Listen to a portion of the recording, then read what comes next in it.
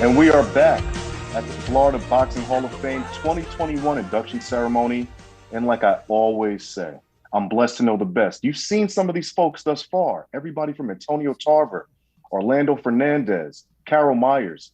And now I have your president of the Florida Boxing Hall of Fame, Mr. Steve Canton. Steve, thank you for this year's great ceremony and activities. You're welcome. This is really the highlight of the year. We all look forward to it, and it is an exciting weekend. Thank you too, Rhett, for the job you do always. Thank you so much. Obviously, you are the newly formed president of this great organization. So talk a little bit about what it's like now to take the reins, the direction you and VP Bob Alexander are now taking with this great organization. Well, first of all, it's very similar, not much difference, because we've been involved since the beginning in 2009. The only difference is we're going to take what was there as a great foundation and go further with the Hall of Fame. This right now is one of the best Hall of Fames in the world, but we have a direction that we're going to take it from where it's been to new heights. And we've got a lot of good people with us. We did not change the board of directors. We basically, Butch and Kathy retired. I took over as president. Bob Alexander stepped up as vice president. The rest of the board pretty much stayed the same, and we added Julio Martinez, another longtime friend and very capable, knowledgeable person to the board. So we have a good group together, and we'll have some more people in advisory positions and so forth. So we're looking forward to the future. So amazing that this event happens every year, honoring these folks. But you guys have another great achievement under your belt with the opening of the museum, housing all the great memorabilia in Fort Myers, Florida. How important was it to get that open, and how's the reception been?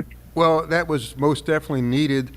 Ever since the beginning, 2009, the Hall of Fame has had the memorabilia and the merchandise, but no place to display it.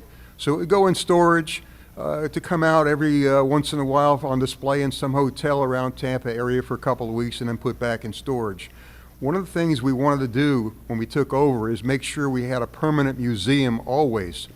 The format has always been that the announcement for the new inductees take place in my gym in Fort Myers each year in January, and then the induction ceremonies is usually in June in the Tampa, St. Pete area. That will not change, but what we were able to do is find a very large, nice new building very close to my previous gym.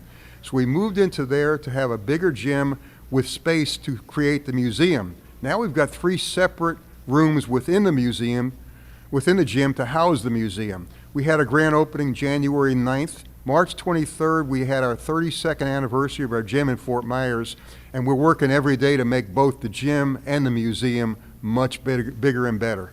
Wow, that's amazing, and congratulations on that achievement. I've been asking a few folks this very important question. Florida's known for great athletes, but boxers specifically. What is it about that Floridian water that makes such great athletes, especially fighters? Well, I think tradition carries on, inspiration carries on. When you have somebody that's great and you got other people that want to emulate what they do, then it just kind of passes on to the next generation. We've been fortunate that we've had a great history of boxing in the state of Florida, and it has only been continued as more and more people come here to the state with ties to boxing. And back we had the rebirth back in the 60s when the Dundees came down to Miami Beach. Then we had Alessi up in Tampa with the USA Tuesday night fights.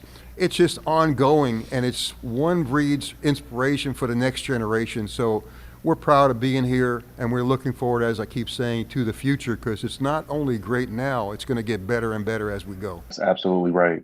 How important is it for you and this great hall to keep tradition alive in the state of Florida? Tradition is very, very important. What's interesting is a lot of people hear the expression old school, but they really don't know what that is, because old school to them might be 20 years ago. Old school to us is like the 1920s, 30s, 40s, and back then. We keep it traditional. For example, in my gym in Fort Myers, we have the old 3-rope certified, 16-foot certified ring. They discontinued in 1962. Our ring happens to be the oldest ring still in use in the entire world, which we're very happy with. That came from the 1930s. We do things, we train like the old days. We are everything traditional, and we kind of look at new things as taken away from the sport and taken away from the value that is within the sport. So yes, we are definitely truly old school.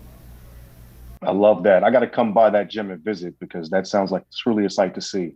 Steve Canton, You're president of the Florida Boxing Hall of Fame and this great 2021 induction. Thank you, sir, for all that you do for the sport of boxing. Thank you very much, and we appreciate you and what you do in the business yourself, Red. Thank you.